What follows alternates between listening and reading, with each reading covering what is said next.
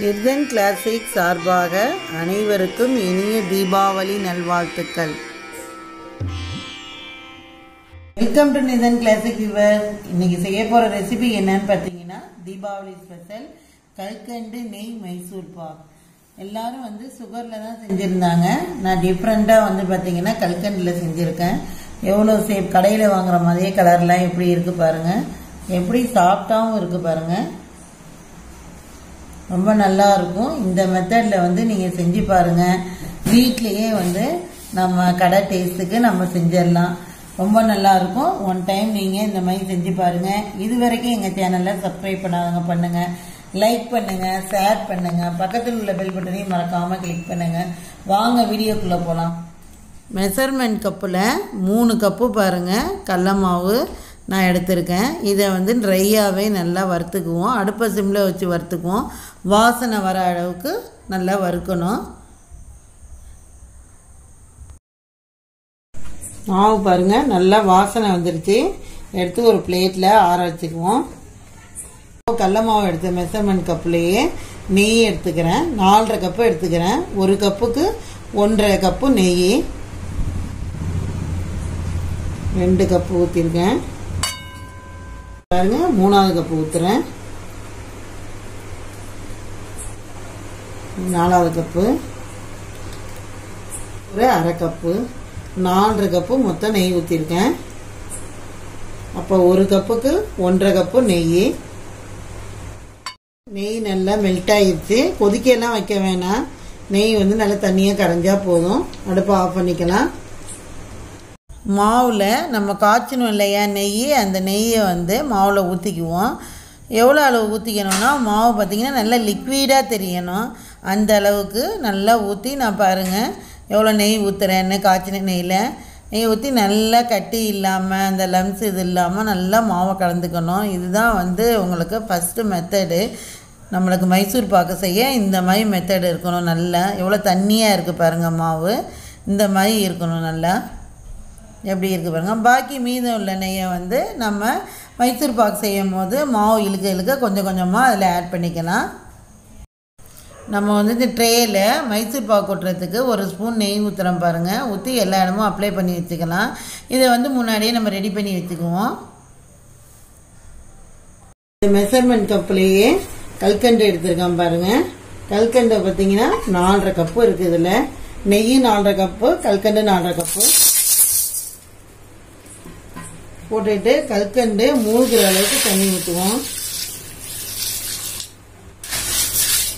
அடுப்பு சிம்லேயே இருக்கட்டும். பாருங்க ஜீனி நல்லா கரைஞ்சிருச்சு. நம்ம இப்போ அது கம்பி பதம் பார்ப்போம்.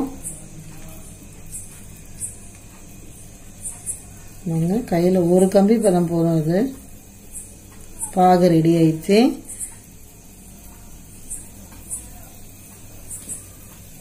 இப்போ கலந்து வச்சிருக்க கடல மாவை சேர்த்துக்கலாம் பாகுல.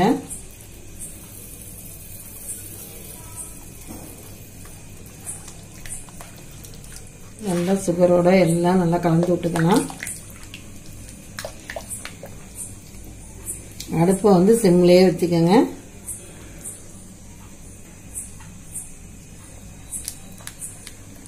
கொஞ்சம் கொஞ்சமா கெட்டி ஆகிட்டு வருது.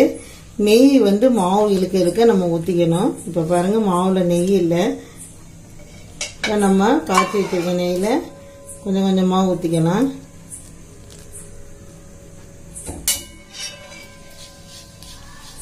மாவு இழுக்க நெய் ஊற்றிக்கணும்.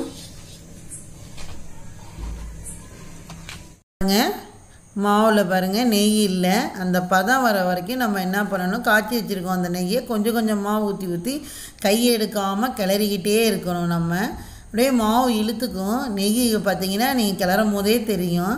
அப்படியே வெந்து மாவு இழுத்துக்கும் நெய்யை.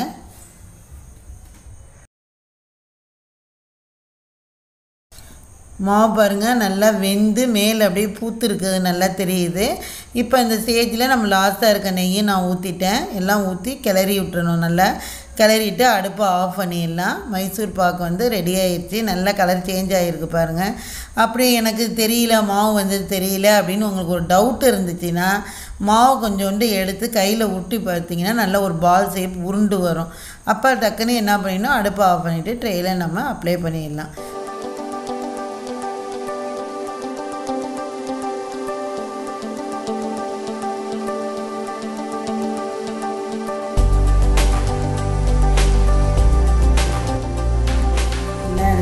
ஈவனாக நல்லா இது பண்ணி விட்டுடலாம். ரொம்பவும் அப்படியே ப்ரெஸ் பண்ணக்கூடாது. லைட்டாக இது பண்ணணும். மைசூர் பாக்கு எல்லா இடத்துலையும் நல்லா ஈவனாக நல்லா இந்த மாதிரி சமன்படுத்திடணும். ஒரு 2 மணி நேரம் கழித்து நம்ம பேஸ்ட் போட்டுக்கலாம். நல்லா ஆறட்டும். பாருங்கள் 2 hours ஆயிடுச்சு. நல்லா ஆறிடுச்சு. நான் ஸ்கேலில் தான் வந்து பீஸ் போட்டு மார்க் பண்ணி குறித்து வச்சுருக்கேன் பாருங்கள்.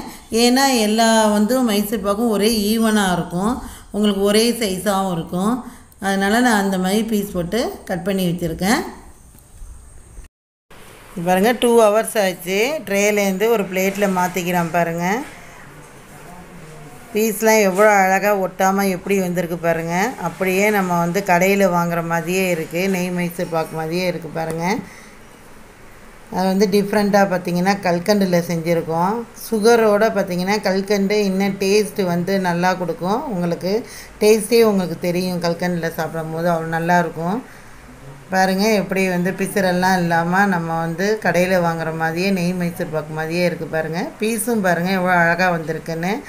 நெய்யும் கடல மாவு சுகர் இதெல்லாம் வந்து கரெக்டான அளவில் இந்த மாதிரி நீங்கள் போட்டு பதமும் வந்து இந்த மாதிரி நல்ல கம்பி பதத்துக்கு போட்டிங்கன்னா நல்லாயிருக்கும். நான் சொன்ன மெஷர்மெண்ட் அளவில் மைசூர் பாக்கு செஞ்சு பாருங்கள். ஸ்வீட்டே செய்ய தெரியாதவங்க கூட ரொம்ப ரொம்ப ஈஸியாக அந்த மைசூர் பாக்கை செய்யலாம்.